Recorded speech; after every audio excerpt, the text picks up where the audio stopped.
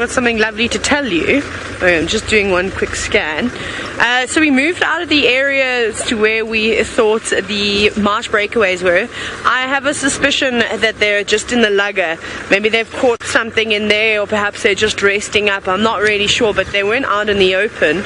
And then we came around. We're basically on the edge of the Angama's favorite spot. So I need to just pick the pace up here so I don't get stuck. And we found some male lion tracks, which is good news, and they look quite fresh as well. So we're just checking around here. I haven't seen them just yet, but I think we must be close. So now I'm just constantly looking for more clues. I haven't had any tracks now for the last 5 minutes, so I'm thinking that they may have changed direction and maybe gone a little bit further south towards another tree line. But I haven't seen any of the pride's tracks, so I don't know where they are. The tracks look like they come out of the forest from the escarpment. Maybe that's where they were. Maybe the Angamas have killed something in there, because I haven't heard of anybody talking about them for the last few days. I have no idea where these cats are. And Manu and I said that for the next week we want to try and spend as much time as we can with the Angamas again, just to try and learn their route. At one point I was pretty good at predicting where they were going to be. They had the same circuit. But now I have absolutely no idea what these cats like to do.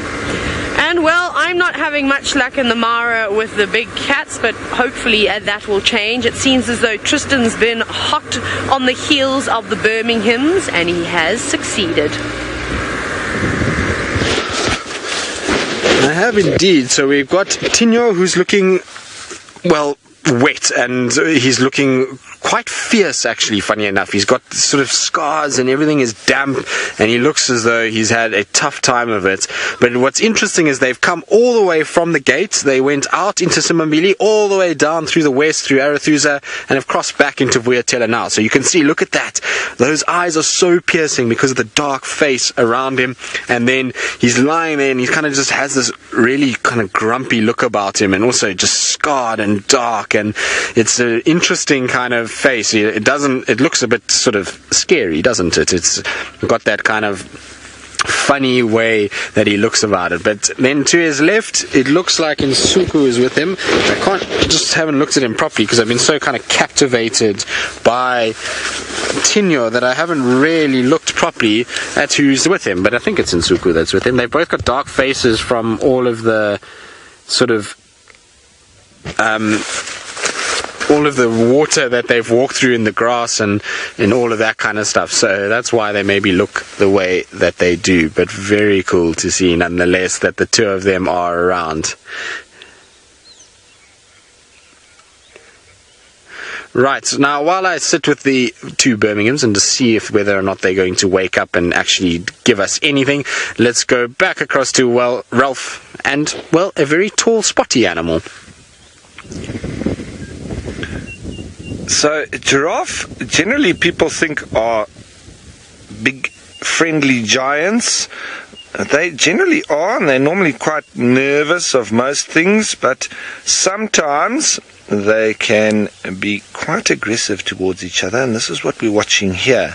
This is called necking, and this is two bulls trying to establish dominance, and it's normally around a female or even a group of females that maybe have started to come into estrus, and so these two would react to that and do a little bit of fighting. Now you see how they swing their head like a club.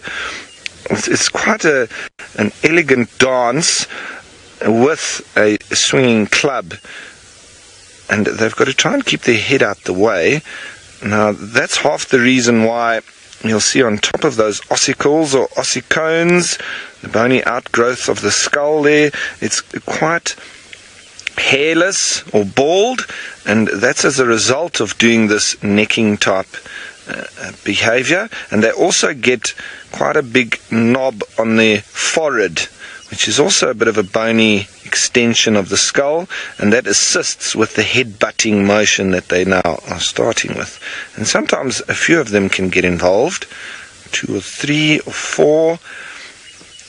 And then it's quite incredible.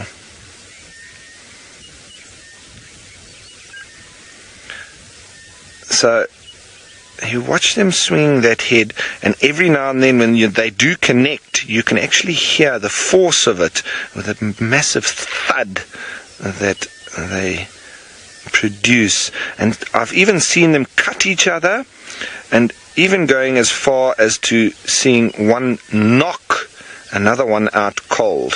See there, another one coming to join in there. And that one that was knocked out cold flailed around after being out cold for about 5 seconds, flailed around, stood up, and had obviously lost the battle.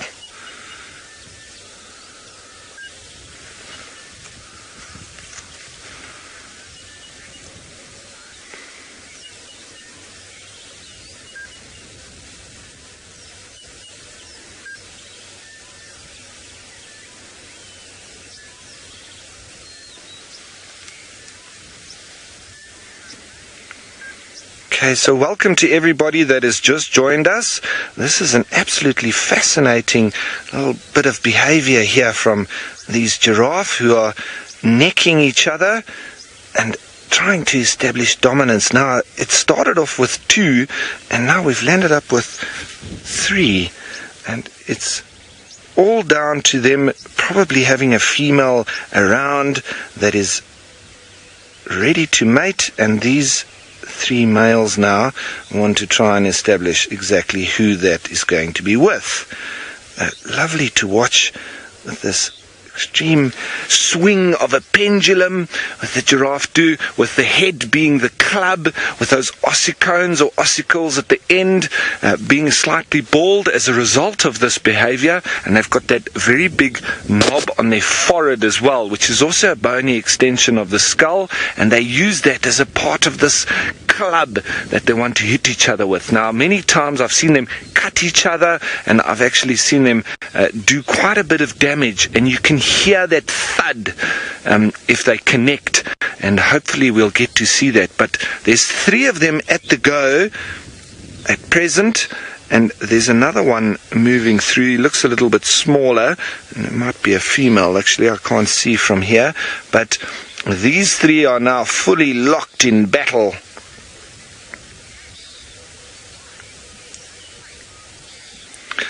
Now, Daniel, you're wondering why giraffe need to fight. Well, Daniel, giraffe don't have territories, and they don't keep a herd or a group of females for themselves, so they move around in loose associations, and when there is then a female that wants to mate, they need to fight to see who that is going to be with. So the men or the boys, this is the arm wrestle to establish who's going to be taking the girls. And it can be quite a astonishing arm wrestle at that, because that head of theirs is quite dangerous, and they do some body blows. Some of them go low, some of them go for the head. Obviously easier to connect with the body, but the head is going to issue the knockout blow. You see that? I wouldn't like to be hit by that skull flying at me.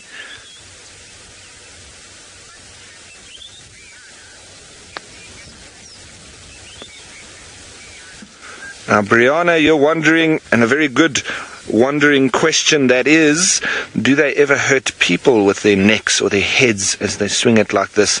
Brianna, no. I've never heard of a giraffe actually trying to hurt somebody in the wild. Normally they are very scared of people, and if I had to get out of my vehicle right now, I know that these animals would all run away being scared of me. However, in captivity, this giraffe can be a little bit of a problem, because they do want to exhibit this behavior and have their little fight and establish dominance. And if you have only 1 or 2 male giraffe and you don't let them do this with their own kind, they can start to want to do it to your vehicle and to you. So I have only in captivity had a few problems with giraffe trying to kick the vehicle, trying to headbutt it. And so it does make them a little bit dangerous in that.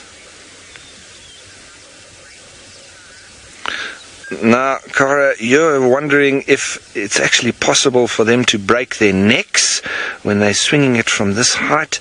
I think it's definitely possible, Cara, but I've never seen it actually happen or a giraffe die as a result of it. It seems that they've got a lot of muscles in the neck. And remember, they've got the same amount of vertebra in the neck than all mammals, that all mammals do have. So the same amount as us even, although that is a much bigger vertebra, and they do also have a lot of the discs between the vertebra, as we do too, as the shock absorbers. And they need to have these shock absorbers in order for them to swing their neck around like they are at the moment. They're having a full go at each other.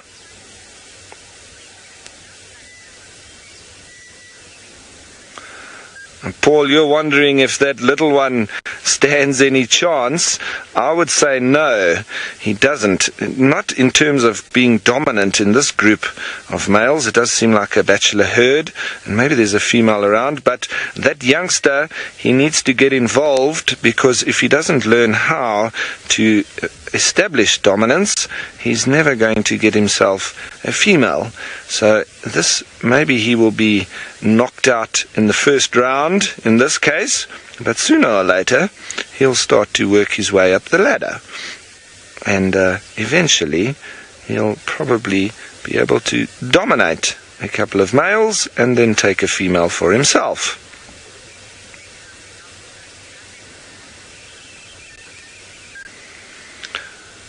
Right, so there is still a little bit going on. It can be very exciting with giraffe. Oh, look at that. There's two of them, two groups of them now going at it. Wow. And sometimes you've just got to wait and see, because they actually step away and they get themselves a little bit of room, almost ready for that roundhouse hook, and then they throw it. But then other times they can just stand and stare for quite a long time. Now, Stephanie, you're wondering how old that little one is. It's probably about 3 or 4 years old, Stephanie. It's getting along, but it's still a youngster, but not fully grown quite yet. So it's verging on being an adult, but it would be a sub-adult at the moment. Doing a good job of at least engaging the adults. At least they think he's worth a fight. It means that he's going along quite nicely. And giraffe can be very elegant even in battle.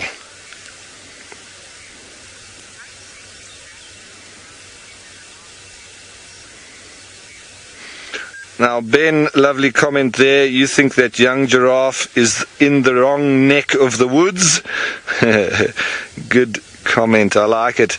Yes, well, he's definitely in the wrong neck of the woods for the time being, because he's not going to be winning any battles here. But I think the longer he stays, the better it is going to be for him. And you see, sometimes with giraffe as well, they can just about knock each other out, and then off they walk all together in a line. Sometimes nature isn't as straightforward as we'd like it to be. So, folks, thanks very much for joining us on that lovely little bit of action with the giraffe. Unfortunately, they didn't get to a much deeper form of battle, but that's giraffe for you, and that's been a great little sighting all the same. So thanks a lot, and for now we're going to say goodbye and just watch them walk along.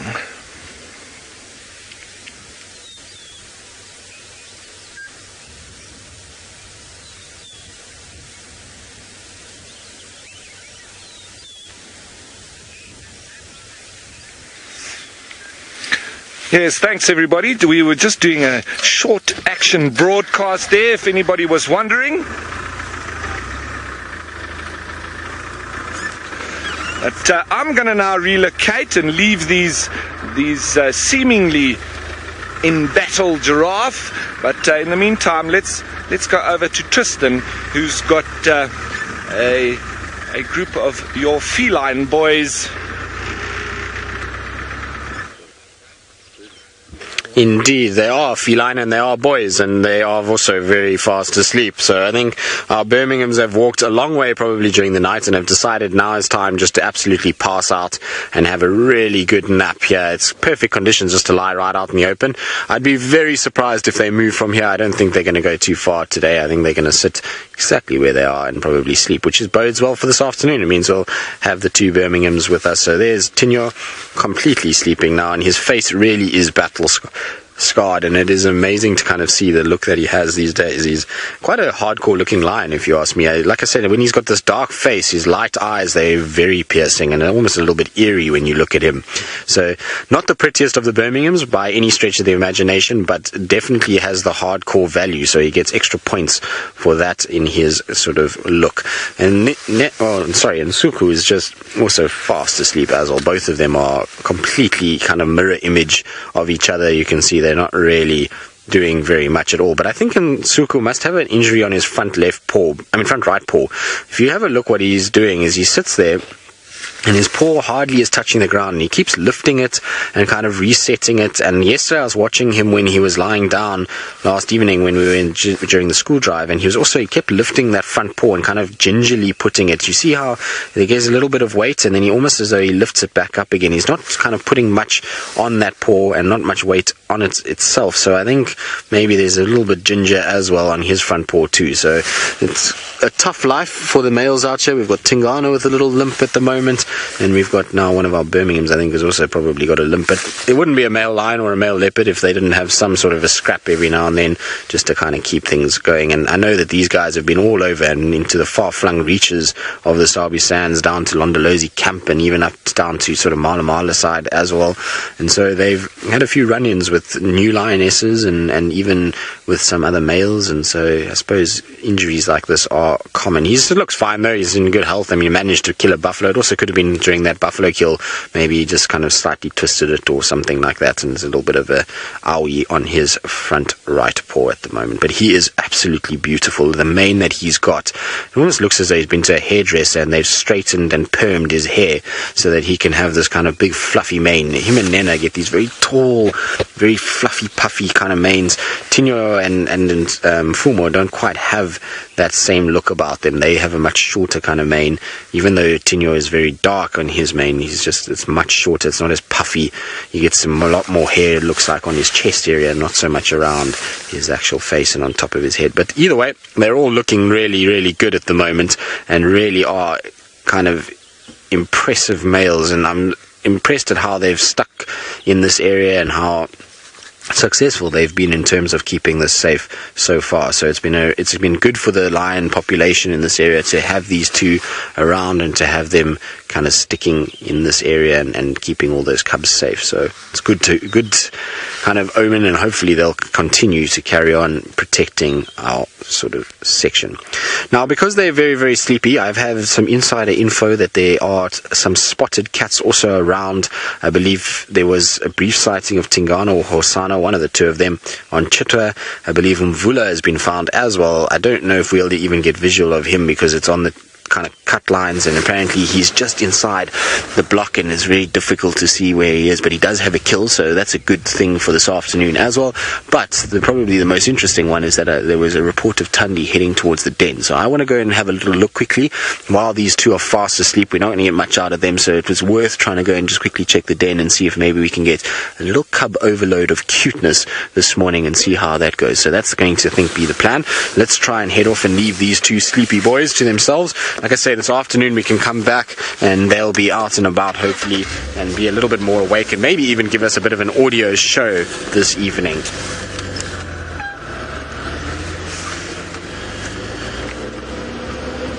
purple drank. You're wondering how long has it been since they've eaten. Those two boys were eating yesterday. They managed to kill a buffalo, not last night, the night before, and then they stole an impala from a leopard. And so that's how much they've eaten. They've eaten a lot in the last sort of 24 hours, and that's why they've got quite round tummies. They're not having a little nap, as they're just kind of sleeping off the food that they've managed to get. And then I imagine because of the conditions tonight, they'll be out and about and probably hunting as well. So it's at least they've had a good meal and they are nice and full. There's also some impalas, as you can see, close by, but those impalas have seen them. They were shouting at the Birminghams when we first got there, so they know all about those lions and won't be silly enough to get too close.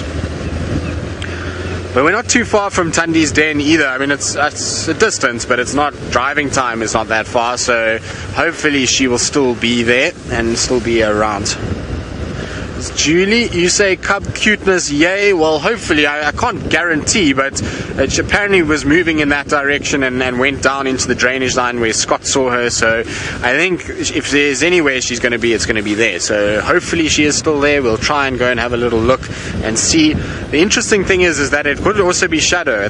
We know Shadow was around there yesterday, so hopefully it's not Shadow. Hopefully it is Tundi and that that's the correct ID. But it's going to be interesting either way to go and decode the mystery, and hopefully, like I say, there will be cub overload of cuteness, because that little cub is seriously cute. The only thing is that mom gets a little bit grumpy sometimes when cub is around, and I'm not sure how she's going to react to this roof, but let's see how we go and see how it all pans out. At the end of the day, I suppose the cub's got to get used to the fact that this roof is around and that it is part of what it might see in the future. So we'll see. Hopefully she's going to be well behaved this afternoon. This morning, sorry, should I say. A little bumpy through here, sorry Ferg. So it's not, like I say, not too far. I mean, it's literally just straight down Philemon's cut line onto Ingwe Alley, and we're down at the den. So even though it's a long distance kind of cat-wise, it's not a long distance in terms of as the kind of our driving time goes.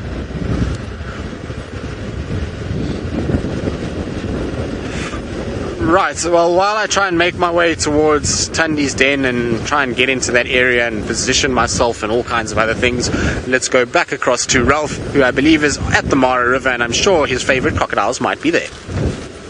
Yes, and here we are on the Mara River. It's a lovely little setting with the rapids coming through, and I would imagine this is probably one of the good crossing points for the antelope when the migration is on, because it's got a lot of stepping stones there and a little bit shallower area, hopefully trying to keep them away from the waiting jaws of crocodiles. But at the moment, obviously, there's no real movement of migratory animals at present. So what we've got are the resident hippos once more, as the water sounds its way over the rocks. And we've got a very big pod right there. And I also hear that this is an area where the Paradise Pride do like to hang out. So that's why I've made my way down here to come and have a look. I haven't been able to spot any lions as yet, but we'll still keep looking and stop all along the way. And I'm sure there's a lot of catfish that would be also swimming upstream at the moment, heading up to some of the areas where they do spawn, and the big pools. It's the time of year when a lot of the fish are spawning. And catfish will go into big pools, and then they have big orgies where they all then lay the eggs on that nice flat areas.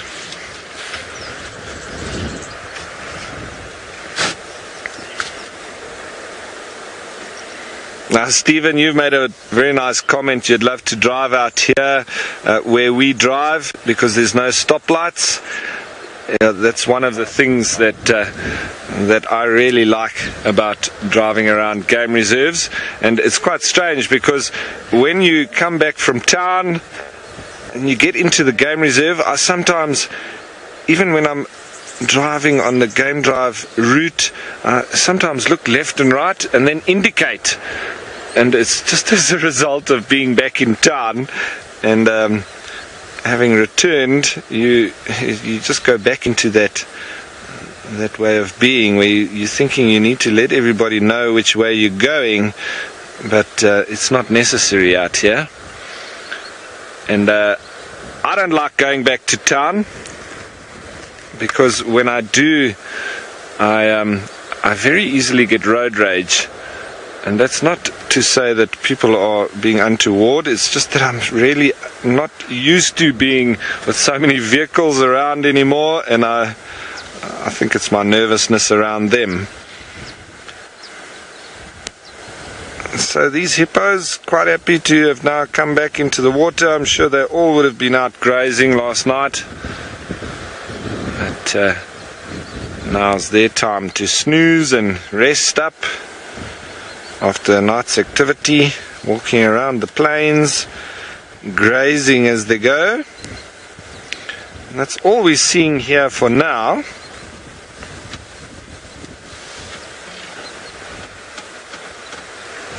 Now, Clifford, you're wondering what is the largest catfish species? Well, here in the general little rivers in Africa, we get the sharp-toothed catfish, which gets up to about 25-30 kilograms at max, and that is probably about 60 pounds, maybe 70 pounds. So they're not massive, but I do know that in the American sort of lakes and river systems as well, they also have catfish. I'm not sure if it's the sharp-toothed catfish, but that is the one I've actually seen a few documentaries where there are people that go noodling for them. You know, they put their hand into these little caves and systems that the catfish hang out in, and they think that it's food. The fingers, when you twiddling your fingers or noodling your fingers, and the catfish grab onto the hand, and then they pick these catfish out, and they are seriously big fish as well. So I don't know if that is the same species. But the biggest catfish that I know about is the vundu, which occurs south of the Kruger Dam in the Zambezi River, which cuts the boundary of southern Africa, not South Africa. It runs through Namibia, Botswana and Zimbabwe, but that sort of eastern section of the Zambezi going towards the ocean after Kruger Dam and after Victoria Falls, that is where you find vundu, which is very similar to catfish, but they get over 50 kilograms, which is probably about 120, 130 pounds. A lot heavier, a lot bigger, but that is the biggest catfish that I know of in our region. Right, catfish aside, let's go and look for some proper cats. As we leave away from the river here, just see, I'm still on the lookout for Mr. Scar, or Scarface. I don't know which one is the better word to use, Scarface, or which one you guys are calling him. I think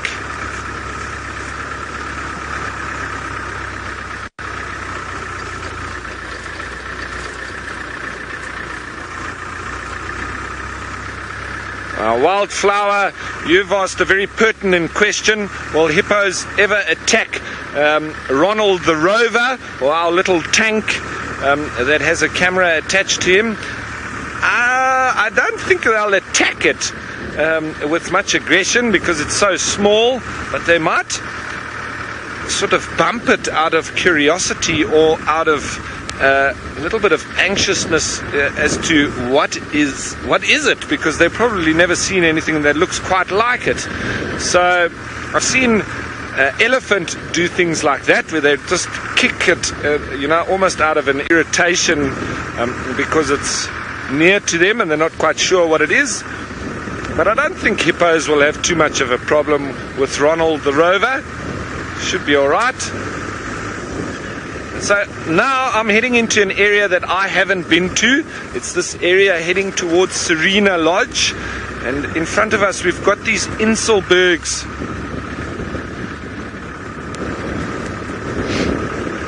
So I'm going to continue along, try and see if I can find some lions, try and find Scar.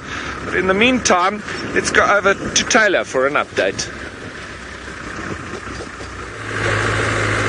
We're driving through the long grass at the moment, and we've moved out of the Angama Pride's territory as well as the marsh breakaways.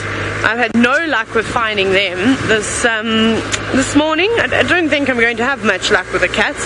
So now we've come around to the small sausage tree pride. It's the area, and I'm going to see if they're on Lion Island or if they're around here somewhere. But I don't know where everybody's been. You know, last night it was the Angama Mara staff party. You could hear their music playing for the night. I was there, you know, in my tent dancing because, you know, I'm very well behaved. I'm normally the first one to go to bed. And I don't know, maybe the music kept the lions up and perhaps they're still trying to get some sleep now. I don't know where they all are.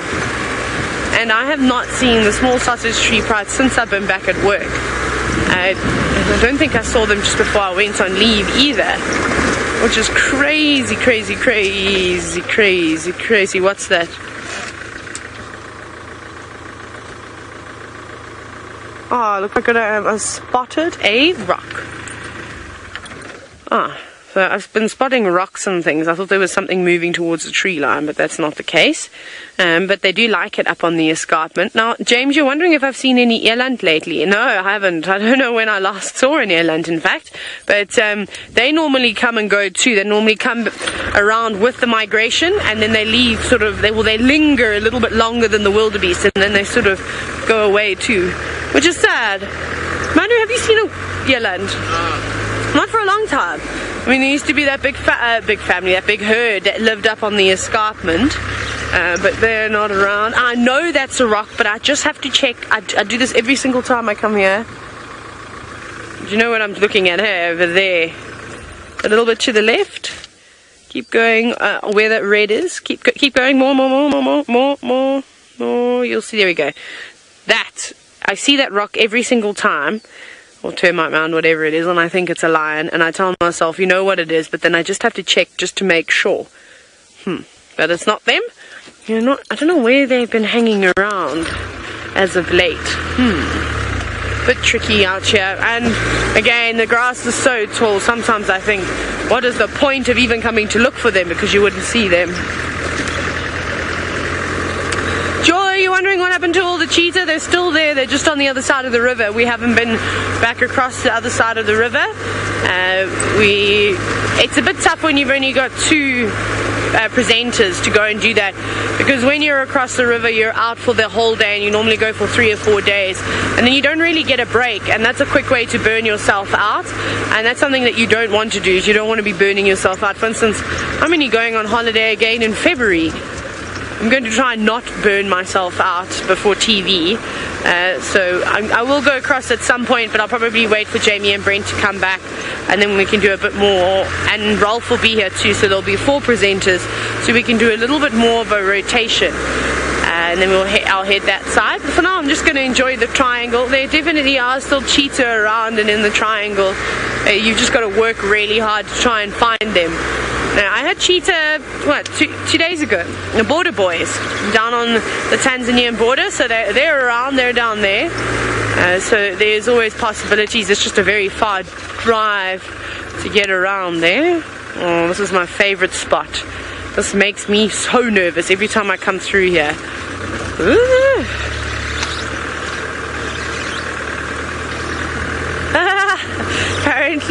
Apparently Scott's getting a bit jealous now that I called Brent the new cheetah man of Africa. Don't worry, Scotty, you'll always be the cheetah man of Africa.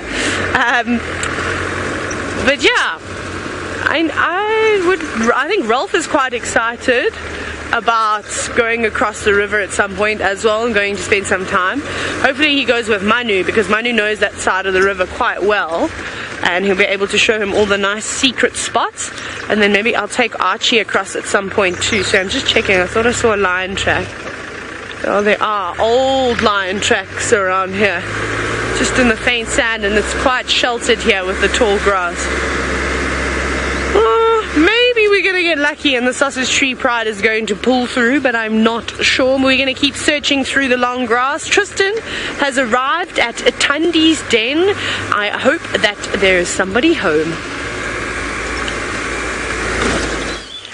Well, I don't know. I seem to have absolutely zero luck with this den, because every time I come here there's no sign of anything, and every time anybody else comes here there seems to be leopards just springing out from every bush here. So I don't know. I mean, I don't see any sign of her. I've sat and I've looked and I scanned with binos and I've tried to have a look around. I don't know if maybe it was just a leopard that passed through and ended up going somewhere else, or what the situation is, but I don't see any sign in this immediate vicinity. I'm 99% sure I'm in the right place, because this is exactly where Scotty is explained to me, and looks right from all the pictures that he's shown me. So it seems to be the right place. I just seem to kind of miss her every time, so I don't know what it is or why I'm missing her, but she's not off to my right hand side. Somewhere in that area is where the proposed den is supposed to be, and I just never see her around here, so I'm not sure.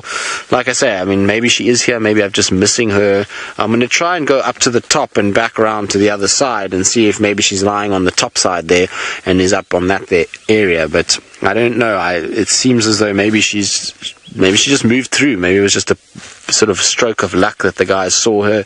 I don't know. I'll have to go and have a little scratch around and see. Maybe somehow we get lucky somewhere in all of this, but this stage, no sign of any leopard that I can see. Right, Fergus, let's try this again. Let's try from the top side. Maybe this bottom side is no good for us. I'm just looking as we're going as well. I mean, there could be anywhere that she could be hiding out here. There's lots of little sort of gullies and thickets and all kinds of things, and maybe the little cub is somewhere hidden in one of these little termite mounds. I'm looking in all the fallen over trees, just trying to spot her, but I don't see any sign of her anywhere in this vicinity. So I don't know. I mean, like I said, maybe it's just not meant to be, and I'm not the one that's meant to spend time with this cub. Who knows? Let's carry on a little bit forward though and just check and see what's going on. Nothing here. I didn't see any fresh tracks for the guys that came in here this morning that were looking and saw this leopard go past. So I'm not sure if I'm in the right place where they saw her this morning. Let's just go up and check.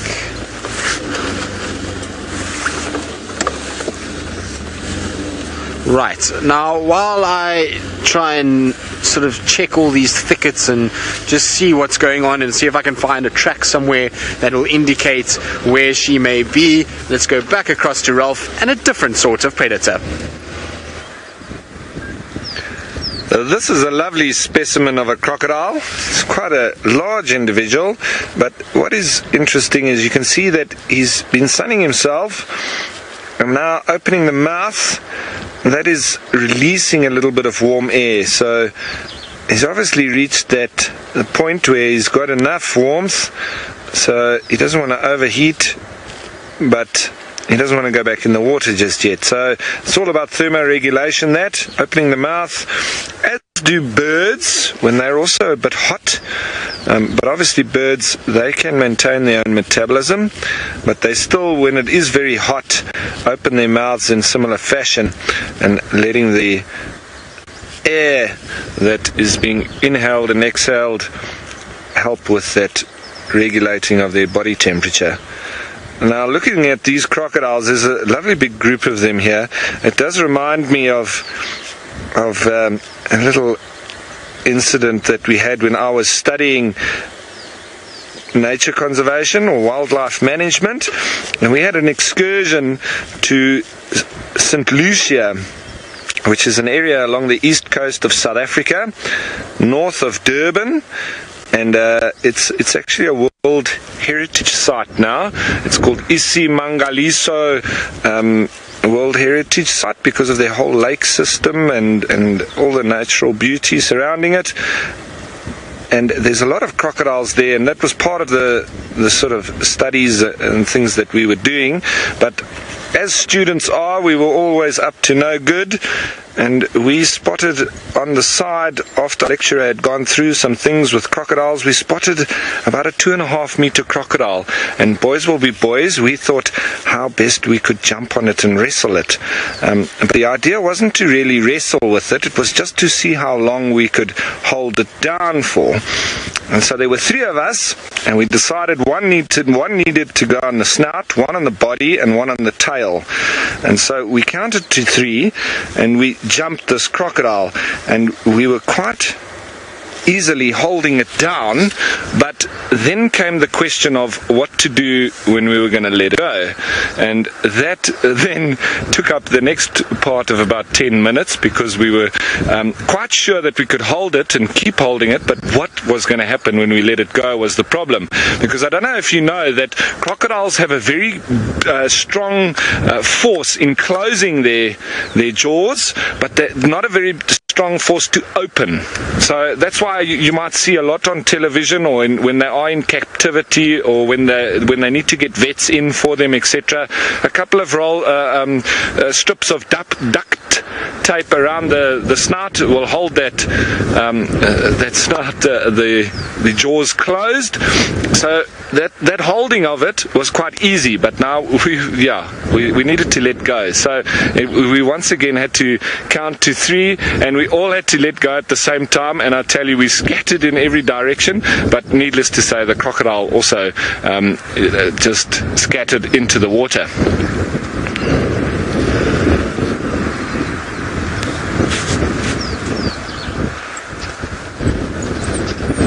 Now, Clifford, you're wondering what's the average bite power of a crocodile.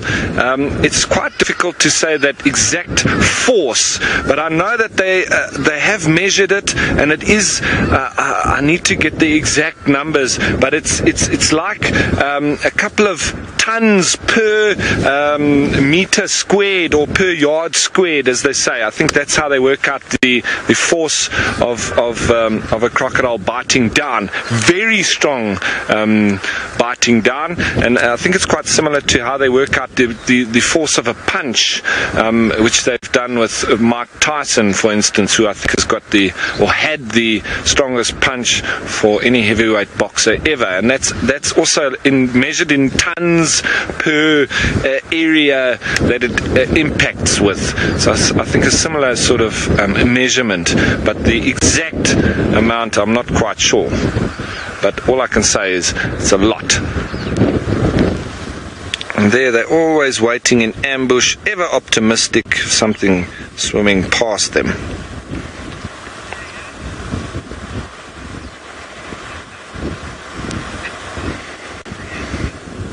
Now, Naomi, you're wondering why the crocs don't just go back in the water to cool down. Well, sometimes they do, but sometimes they're also a little bit lazy. You know, they're quite enjoying the warmth, but it might be just sort of bordering on being a little bit much. Like you would, I often refer back to domestic animals just because it makes a lot of sense when you relate to them. Like, for instance, a dog on a nice cool morning, he goes and lies in the sun, but as the sun starts to warm up, you can see they still stay there, they're enjoying it there, but they start to pant in that time when it actually starts becoming a little bit too warm. Now, you can see all of them opening their mouths. It's still quite breezy, it's still quite cool, even though the sun is out, so it's sort of borderline, and that's why you're seeing quite a few of them out of the water at the moment. It's not very hot, and the wind chill factor is also keeping things quite cool. Even though the sun might be biting, I think I will still get sunburnt if I don't put on sunscreen, but the wind is keeping the temperature cold. So we've got a bit of both, and I think in terms of comfort, I'd rather be out on the bank with my mouth open than lying in the water, because it's quite chilly this morning. So crocodiles, like lions, very often are just resting up, not very active.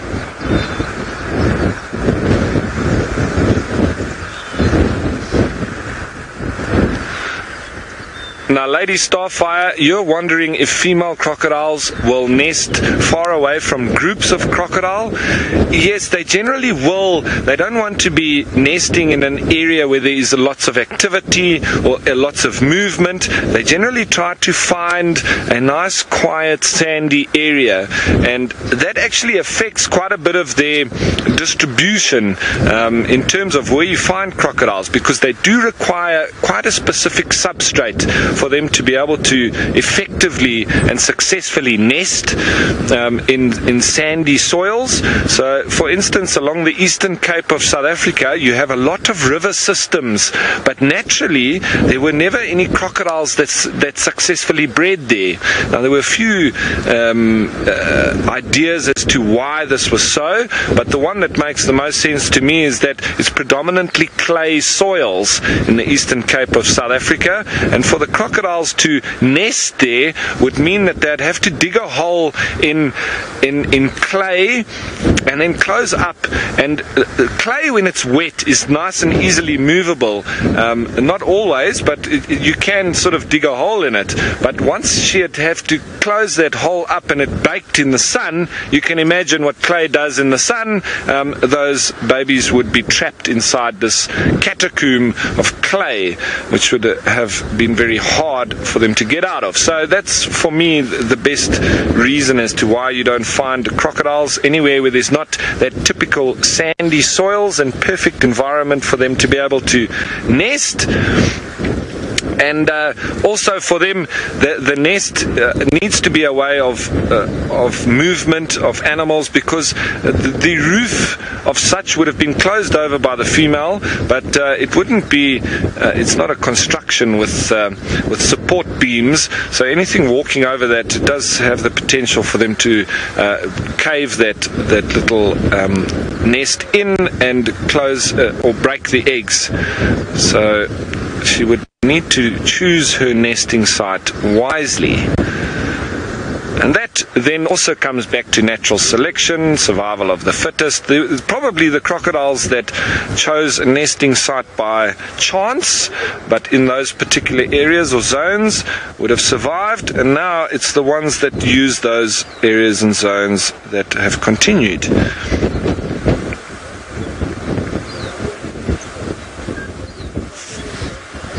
A lovely specimen, that, nice and gleaming in the sunlight.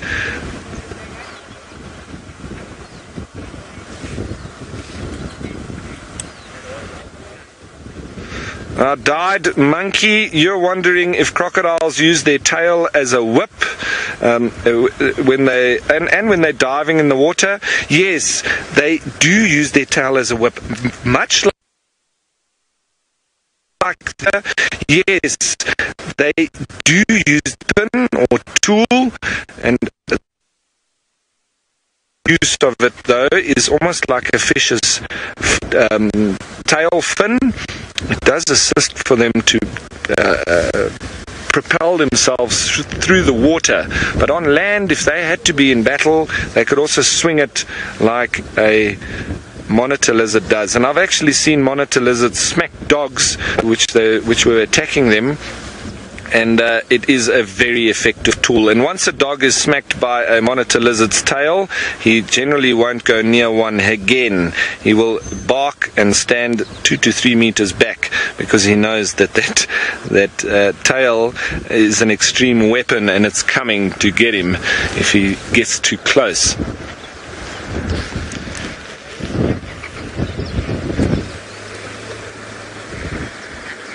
Now, Anna Marie, you're wondering if crocodiles ever chase prey out of the water to catch them. Absolutely, Anna Marie. I've seen them coming up very closely with, for instance, doves and small antelope. But it's obviously right next to the water's edge. I haven't actually seen them run out of the water to catch prey, because once they're out on land, they're actually not that fast. in relation to the other animals. In relation to humans, they're still quite fast, because I've surprised many a crocodile walking along the banks trying to find a good fishing spot, and once you surprise them, for instance like that one that is sunning himself there, will make immediately for the water, and they are quite fast at it. But I haven't seen them coming out to catch prey anywhere away from the side of the riverbank.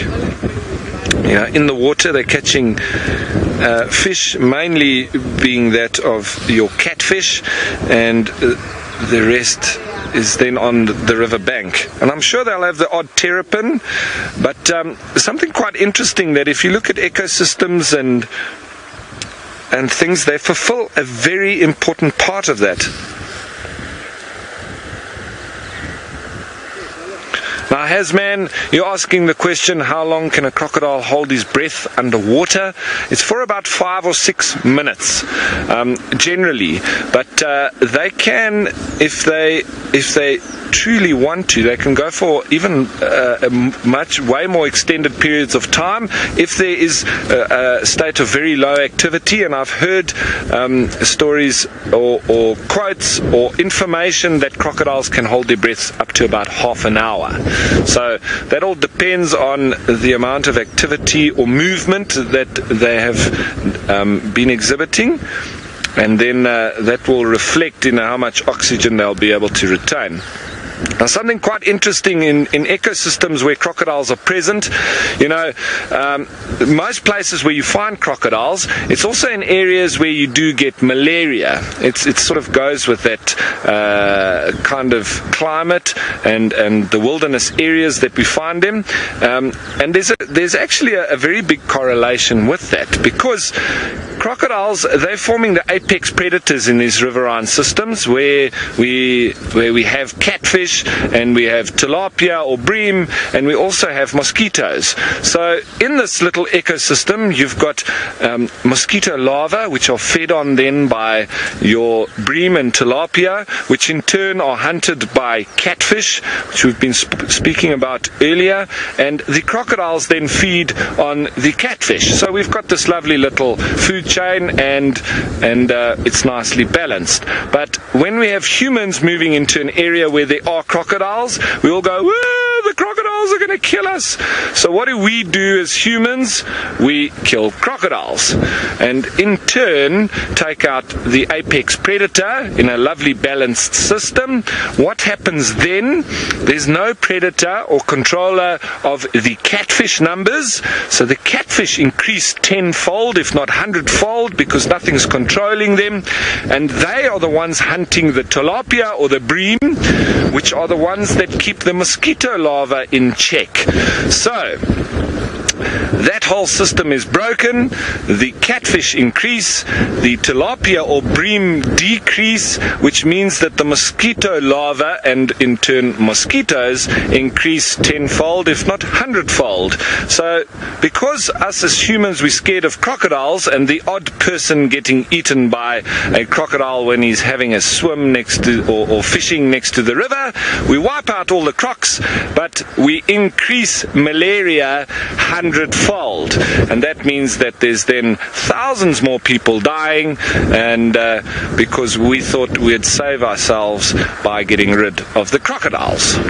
So that just shows how we shouldn't get involved. When we think we know what we're doing, we don't actually really realize how it can come back to bite us in the backside. So after that lovely story, let's head over to Tristan for an update. Well, I hope it was a lovely story. There's no good story from my side. I can't find anything. I found where the guys had her, and I spoke to them, and apparently she came down exactly where we are to this area, but we cannot see a single thing. So that's where she came from, behind that stump, basically a direct line, and the tracks come down into that riverbed system there, and then she was heading straight to where Scott had her with underneath this fallen over tree. So I'm at a loss as to where she's gone. Maybe she's got a tunnel in here that she just gets into, and that's why we can't see her. I'm not sure. I mean, I don't know. It's perplexing to me that, like I say, every time anybody else comes here, there is a leopard. Every time I come here, no leopard. Maybe it's because I just want to see it too much that it's, it's one of those things where you've got to just kind of be like, oh, well, if it happens, it happens. Otherwise, it doesn't. I don't know what the situation is, but Tanya is definitely being sneaky about it. Somewhere in here, in this general vicinity that we're in, is a leopard with a cub, and I just can't seem to find her, which is not ideal and rather frustrating, to be honest. It's I don't even know how many times I've been here now and still haven't seen any sign of her. So I'll just guess we'll keep looking. There's also obviously the remote possibility that this could be Shadow that just walked past and through and went on to the other side and has carried on. It could very well be that possibility. It also could be just complete coincidence that a leopard walked past here and has got nothing to do with this den. But I don't know where else to go and actually really have a look. I'll check up the drainage a bit and just see, maybe she went a little further than what we think and she's gone up and out onto the other side. There's a little mud wallow on the other side there that maybe she's headed towards. So we'll go and have a look there, but I'm convinced that she's here somewhere. I doubt that a leopard, it's just too many coincidences, I suppose, for a leopard to come past here and straight into this area for it not to be something going on. Right, let's check. If we go the other way, maybe we'll get lucky. Just gotta make sure I don't hit any stumps as I go back. You all know how that ends. Which way are we going to go here, Fergus? I think let's go. I'm going to try and, like I say, just go this side and see. Maybe there's some sort of sign of her. There was some go-away birds that were making quite a bit of a racket just now in this general vicinity as well. So maybe she's down on the bottom right here. There's a fallen over tree that's there. She could be hiding out in that section. She could be anywhere here, really. I mean, there's lots of things going on. But I hear the birds also chirping a little bit. Maybe it's worth just checking.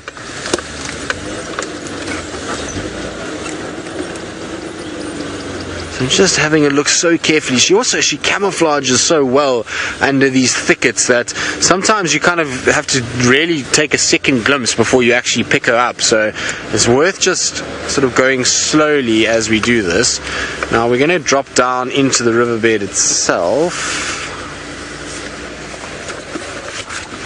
You can see where Scotty was and where Scotty had tracks and where he was trying to check. So let's just quickly go back a little bit down the riverbed system and see. Maybe she's using this fallen over tree on the right hand side here as well.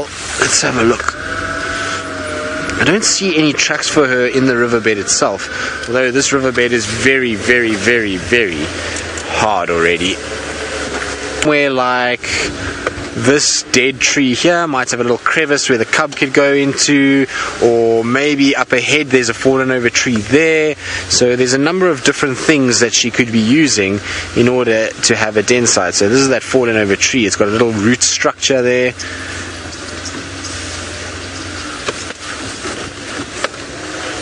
So I just don't want to go too far in case she is around. I don't want her to feel like she's kind of trapped in there. So let's have a little scan around of this fallen over tree and the root structures and see if there's any ears poking out anywhere.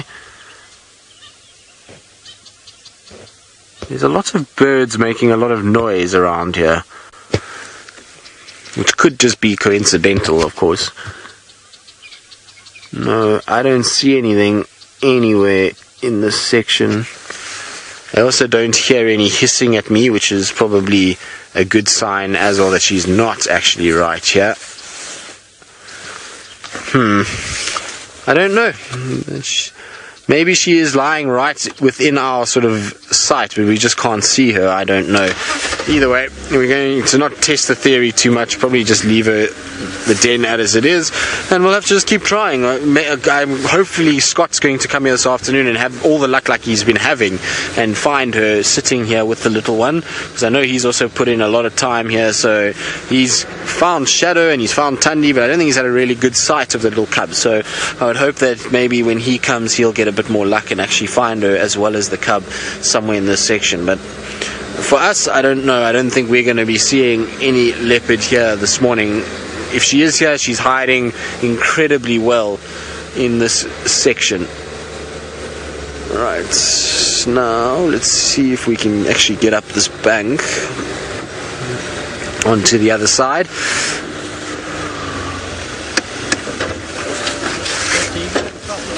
Now, apparently I'm supposed to be getting comms, but I'm not getting them. Hold on, Fergus. That's because my little thing has fallen out. There we go. Sorry, Nix. I'm back on comms now. I'll be able to hear you. Sorry, Nikki. So Nikki was feeling offended that I wasn't taking all of her questions. I'll blame Ferg, exactly. Why not? Sorry, Nix. So it does happen when we're going down hills.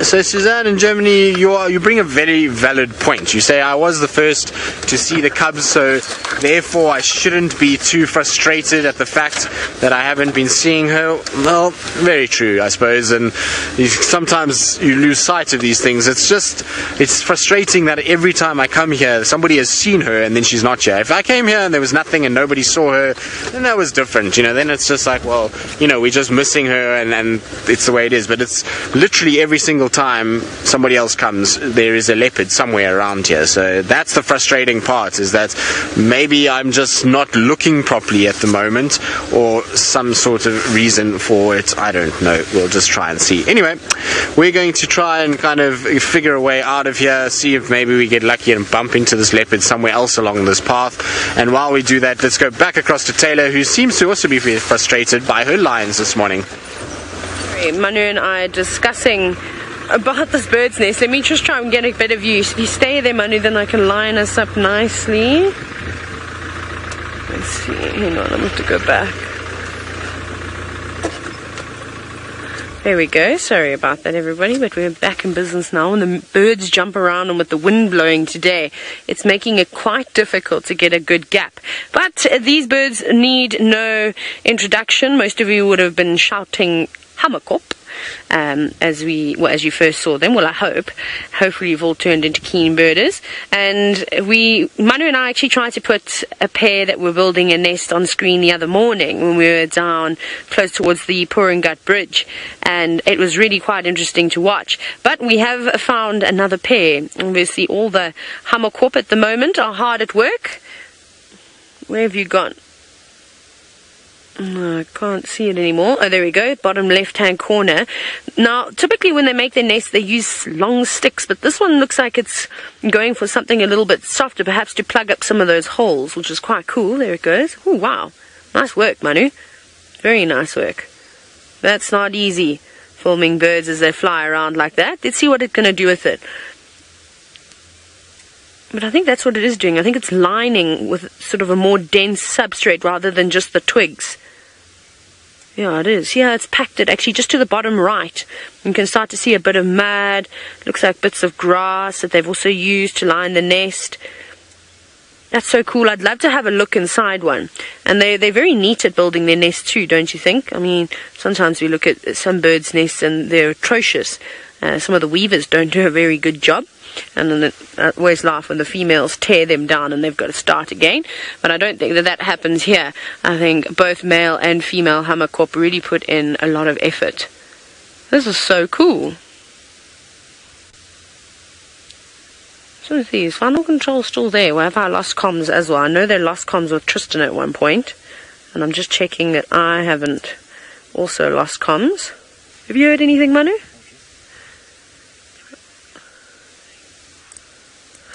Just checking. Okay, there we go.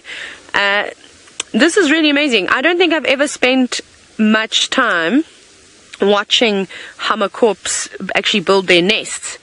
Normally it's always up in tops of tall trees, a lot of fig trees when I have seen their nest down in the Sabi sand. And sometimes that would make it difficult to actually get a view because you were looking up at the nest. You know, here we're almost eye level with it, so you can actually see what's going on at that sort of V entrance that they construct. That's really amazing. That's very, very cool to see that.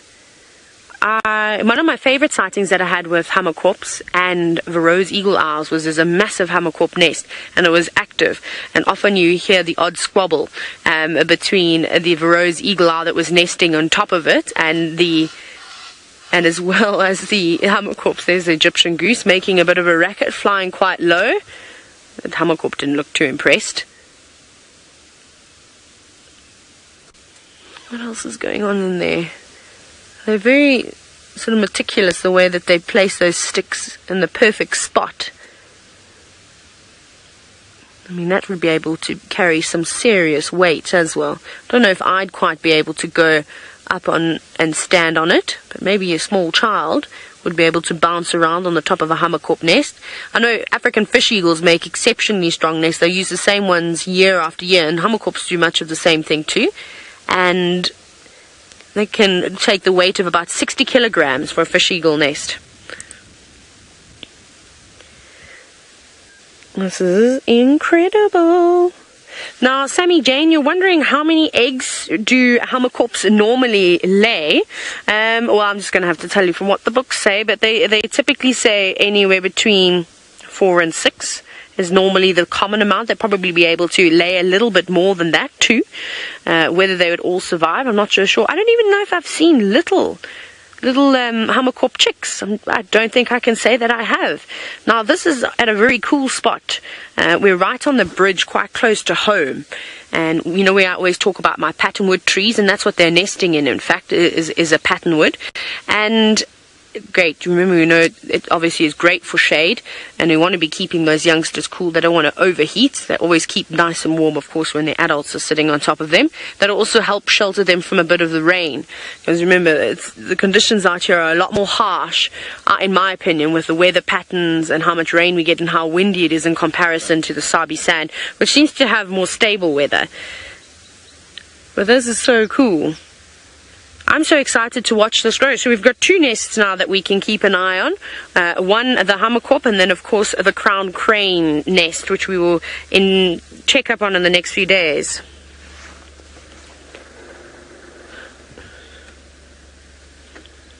Now, I think we're going to have to reposition.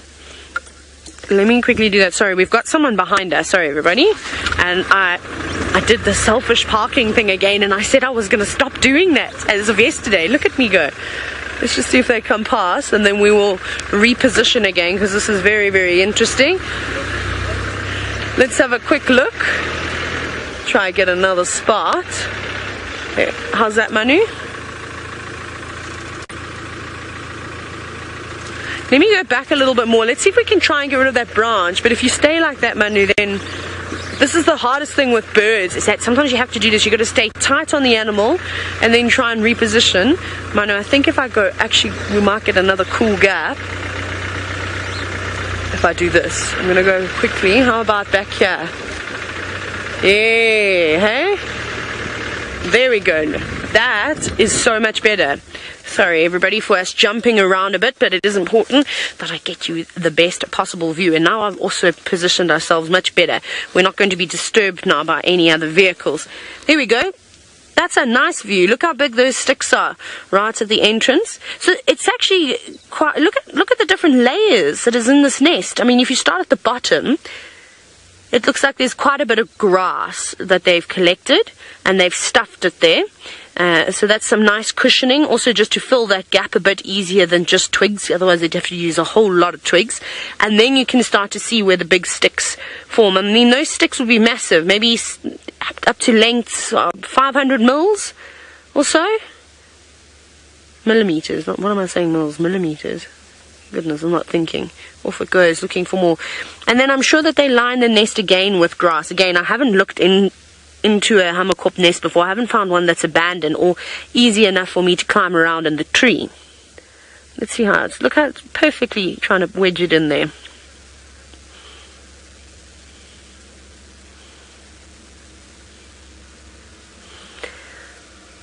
Now, Stanley, you're wondering if birds have muscles in their legs or if it's just ligaments and tendons. I wouldn't even have a clue. I'd be guessing if I tried to answer that. And what I'll do is I'll have a little look this afternoon. I might even be able to bring if it doesn't rain, I'll bring my big bird book out with me, and then we can have a look through it and just see if there's maybe a diagram perhaps of something like that, and then we can have a look at it and we'll chat about it in the afternoon. We'll come back here. I think I'd like to come and have a look and see how much further along on this nest these birds would have gotten. Now, why don't we take some screenshots? I think this will be quite nice to watch and sort of start forming a collage over the next few weeks. Now, Guide Monkey, you're wondering if birds steal each other's nests. Most certainly. A lot of the birds that nest in cavities and trees and things like that, not only would other birds steal them, but you might find things like squirrels and genets also raiding them and going inside and end up using them for themselves. And then, of course, well, I haven't seen it, but it wouldn't surprise me if a big pair of eagles would chase one another off a developing nest. I mean, they're obviously quite territorial, so if it's a prime spot, you might find that there's a territorial battle and one being evicted from its area, and then, of course, that bird would then just continue with whatever was being constructed if they thought it was well suited. You remember, Archer, it's like why animals scavenge. If there's an opportunity to get an easy meal, why not? You save a bit of energy. So if there's an opportunity, I'm sure, to steal a nest, things like that would most certainly happen. They have chosen a really good spot. I mean, firstly, we know that Hammerkops are associated with water. Most of the things that they feed on are living in water. Oh, there we go, it's landing in front of the car. So they love to eat frogs and fish and all sorts of other things, and crabs if they can get some. And then, of course, water serves the function of trying to protect the nest from predators. So, I mean, that's not going to stop a leopard, unfortunately. They'd love to go up in that tree. It's the perfect spot for one. But, you know, snakes, not all of them are fans of water, and all sorts of other things. This is so cool. I'm actually fascinated. I might come here at some point and just sit for the whole day and just watch them build. Hey Manu, imagine doing a time lapse. That'd be really cool if you could get it in the tree. Now, Sammy Jane, you're wondering if these birds eat bugs. No. So like I just mentioned now, they typically will feed on frogs and fish and crustaceans, maybe the odd grasshopper. However, I can't say that I've ever seen a Hammerkop eating a grasshopper. That's not to say that it doesn't happen. Again, we don't see a lot of things that go on out here in the wild. Very cool. Everybody's quite intrigued now about the Hammerkop nest. I don't actually, maybe they're just intrigued with us. Perhaps they haven't even spotted the bird's nest in the fork of the tree. That tends to happen quite often. I actually don't know how far along these birds are because I can't see how deep it is. I almost need to climb on top of the roof and get a bit of height to be able to look down into it. Obviously, I won't go climbing that tree because I would disturb those birds. But very cool. Manu, something to keep an eye out for the next few weeks. Right. Now, we're going to leave these guys. We're going to carry on. Anna Maria, you're wondering why do these birds build such big nests? So it's not just a nest, in fact, and this one will get probably a lot bigger as they start utilizing it. I can't remember seeing it. I wonder if this is just a new area that's, a new area, new pair of birds, so they're starting fresh, you know, or maybe they've been working on it for some time, or it was an old nest, got washed away.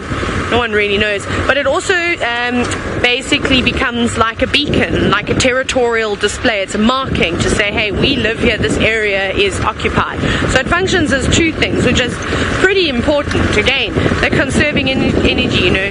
Now they don't have to sit and maybe call as much because the other Hammerkops will see that there's a pair in this area. It's hard to miss a nest like that.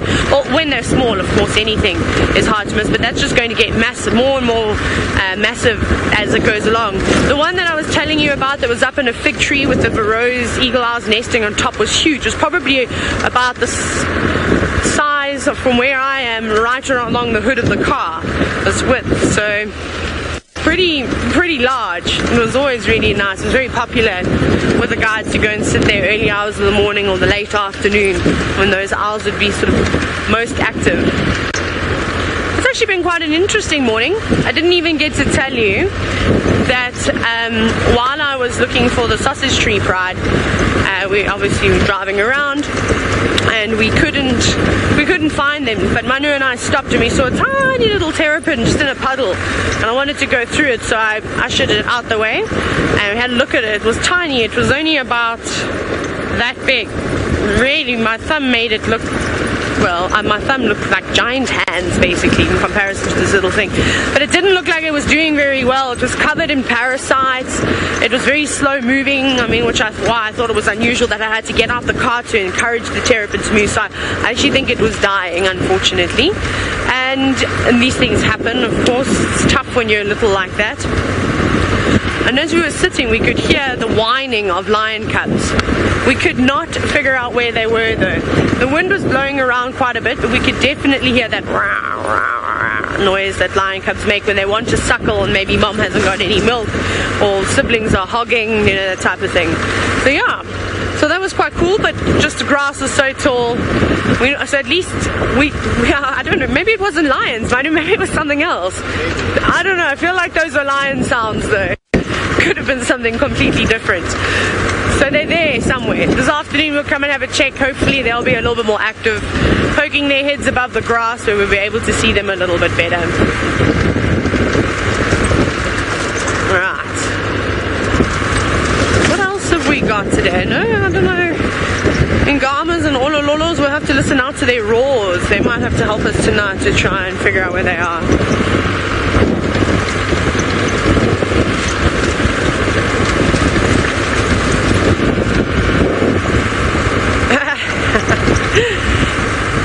Sally in Oregon, you said that you think that I'd love to watch the American eagles build their nests because when they are placing the sticks, the male and female argue about where the sticks go. I think I'm going to YouTube that when I get back to camp. That sounds hysterical. I would definitely enjoy watching something like that. I really wish we could somehow get a GoPro at that nest and see the whole development. Something.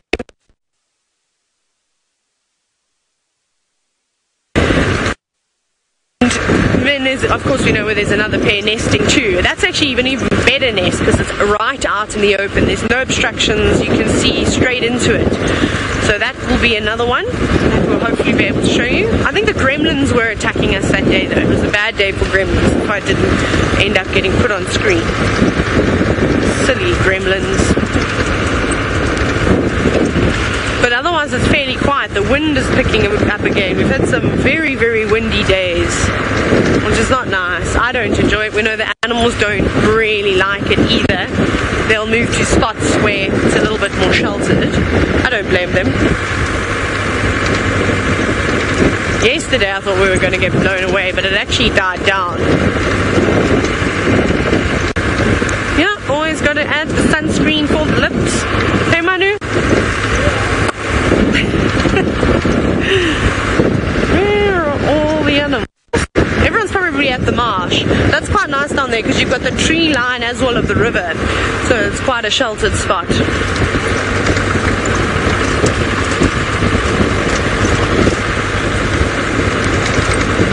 Now Johnny, you've asked why are the termite mounds in the Mara smaller than the ones in the Sabi sand. I think that it's a different species of termite. I think that's what's happening here. The mound on the side of the road, and they haven't, I don't know, I think even those termites that I've showed you before are different to the ones that are making the big mounds that we see the topi standing on. So it's hard to say when you haven't actually had a look at them, or they're just dormant, you know, if they're maybe living underground, but we need to have a look and identify them. I think we did take some screenshots of the termites, the one, I think it was a morning safari, it was just after I think we looked at rhino dung, I don't know from when, a few weeks ago. I haven't been able to identify them. I don't have an insect book with me again. I don't have any books up here, barring one or two. Bird book and a mammals book actually. So we'll have to have a look. But they're quite small. They didn't look too big. And then Manu, this is where we had those male lion, well, in this area. So I think what's happened, we'll see over the next few days, but I think the Angamas have gone into the forest. Because last night I heard a lot of hyena activity. They were going crazy. It sounded like they were being chased. It didn't sound like they were squabbling over food. And I did see one hyena very briefly in the distance walking down the escarpment with blood on it.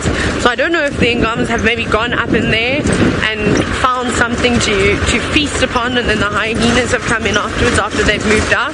So maybe this evening or tomorrow morning we'll see somebody coming out of this area. I hope so. And it would be really nice. See, I'll show you the lion tracks that we had. Where's a goodie? That one. Can you get that one, Manu? Oh, we're close. I've forgotten how to park. If you zoom out, let me put my finger on it. There, yes. So that is, it's a bit wind blown now because the wind has picked up very much. That's a big male lion track. So toes pointing to the left and the back of the pad on the right hand side, and that's where one of the triangle boys has come marching through, and it looks like he's come down and out from the forest. And we know those boys just come through, normally eat what's left of the kill that the Angamas have taken, and then once they've got their fill, they carry on with their territorial patrols and looking for females and estrus and making sure everything is in tip-top shape. So that's what they're doing at the moment. But I think they're just laying flat in the grass somewhere around here, and we've just missed them. Anyways, we're going to see, we might give it another quick loop around here, and hopefully we'll be able to find those lions. Ralph is also on a little morning drive.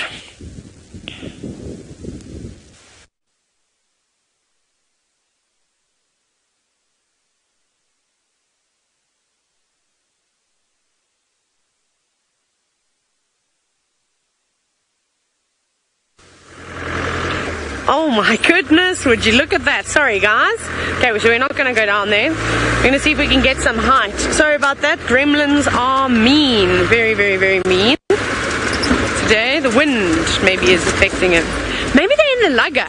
You know what, something that we forget is that when I first arrived in the Maro, and I was told about the Angama Pride and I came exploring around here, is we found these lions in this lugger many, many, many times. And maybe they've just gone down there. Maybe the water has dried out and they're laying there. That would explain a lot. That would explain maybe why we're not seeing them.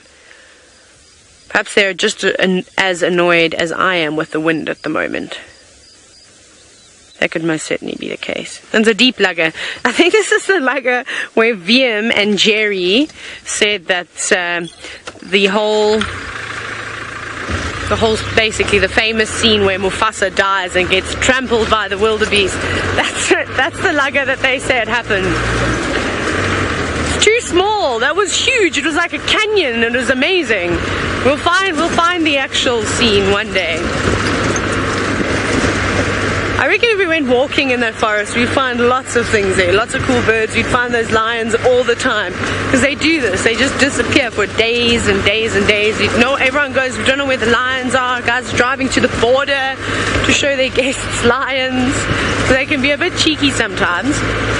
It's like animals in the Sabi sand. We don't always see them. They also just go off for days and days. Okay, let's go up. Start going up the escarpment. There's not even any animals up on the hill today. Normally it's littered with animals. Oh, there's some giraffe though. They're quite far away, but maybe I don't know if we'll make it there before the end of the show, but we'll try. We'll try our best to the giraffe. There was all those giraffe we had yesterday afternoon on the sunset safari that we had that elephant bull, we had that giraffe, and there were a couple more. It was quite a large group. Everyone's staying put. No one's actually traveling very far in terms of the herbivores. So lush out here.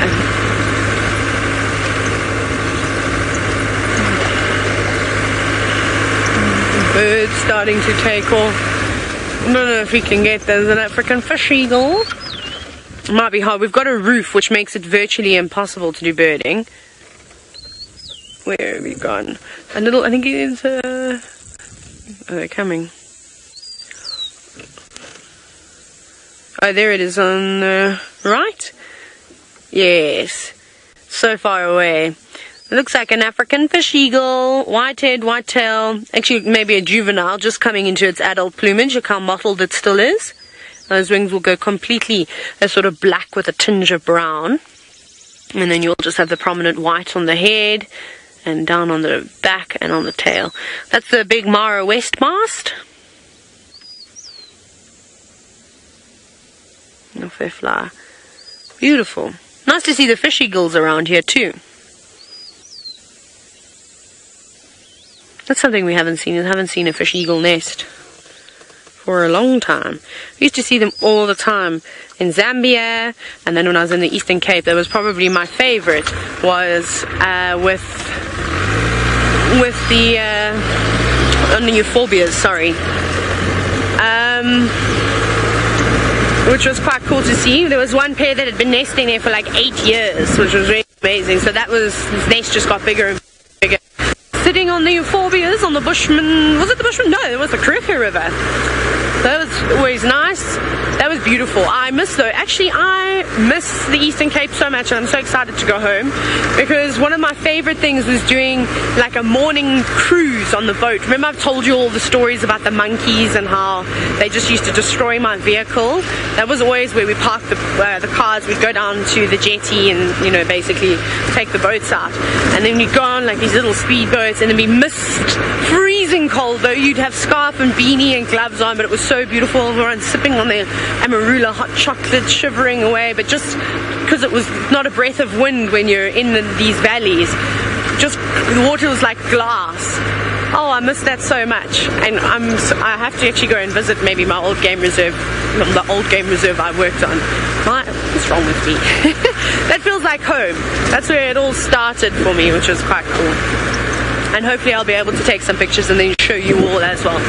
Okay, it looks like we're not going to make it to the giraffe, but I'll just give you one quick view from all the way down here. They are beautiful and always so nice to see. Rolf, however, has got a much closer view of my absolute favorite animal.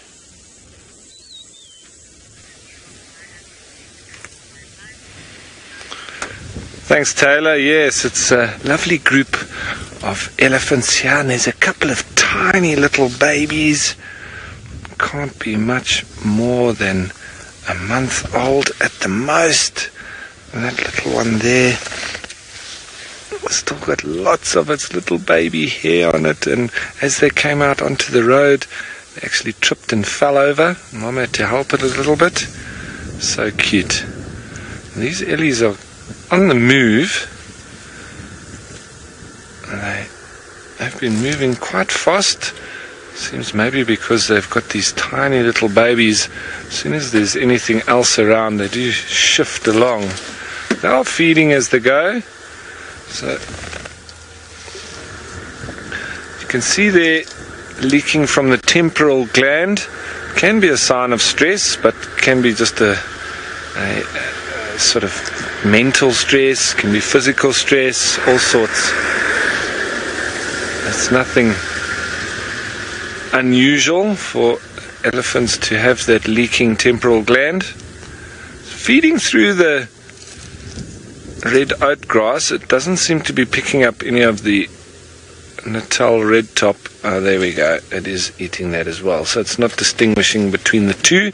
Natal red top, not particularly tasty or nutritious, but it is mixed in here along the roadside with some of the much better grasses. So there's a bit of a mix. You know, along roadsides you very often have your pioneer species like your tassel 3 awns and the Natal red top. But here we've got a real mix of very good grasses and not so good grasses, with there being the odd turpentine grass in amongst the red grass. I'm just going to reposition slightly just so that we can have a better view of these elephants. Just need to check there's nobody behind me. It's nice there isn't anyone behind us. There we go, Archie. And this is in, like I said, an area that I haven't been to, and we're going to continue going in this direction even after we've left you from the morning game drive and the morning show. Archie and I are going to keep going and keep exploring, hopefully find something that we can follow for this afternoon. There seems there's a bit of water down there, so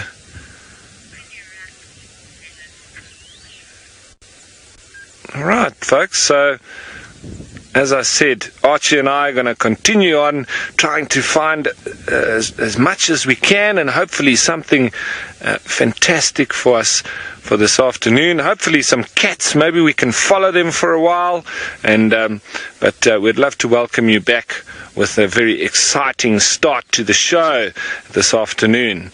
But that's it from us, from Archie and myself for this morning's drive. We'll see you a little bit later, but you guys can continue and head on over to Taylor. I feel like I need to give you a round of applause for that speech. Also, I can't stop laughing because Manu did the loudest sneeze you've ever heard in your entire life. I got a fright, and so did one of the giraffe, bolted in the opposite direction. And then we had all of the zebra and all of the giraffe just staring at us as if to say, what on earth was that?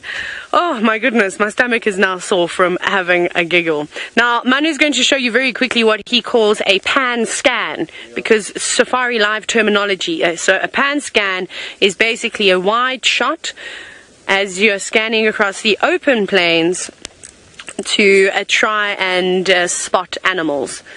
Very cool. So that's a pan scan. And then we've got a surprise animal for you as well.